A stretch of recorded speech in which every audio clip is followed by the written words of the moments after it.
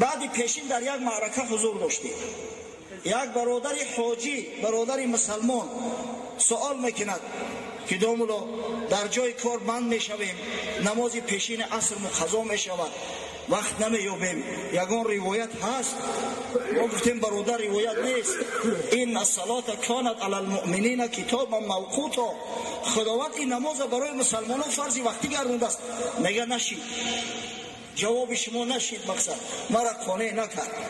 این برادر آرزو داره که تعبیدینش یگان روایتش بیاویم بتیم که خیلی مادام که کار میکنی کارک تبه کنه با نماز کار جمع کنه، بیا بعد نماز شام همش سرجمک میخونیده. مذاق میکنن که یک مرد یک روز در نماز پیشین در مسجد میغلطه، میبینه 4 رکعت سنت قبل از پیشین، بعد 4 رکعت فرضی پیشین، بعد یو با 2 رکعت سنتی بعدی پیشین.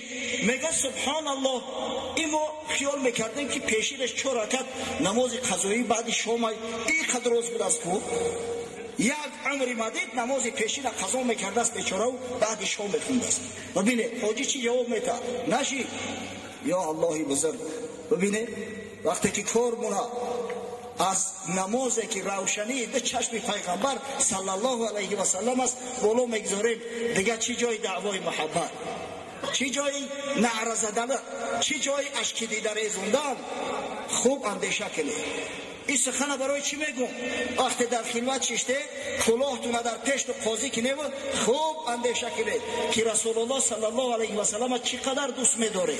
برای این حضرت بچه حاضر است.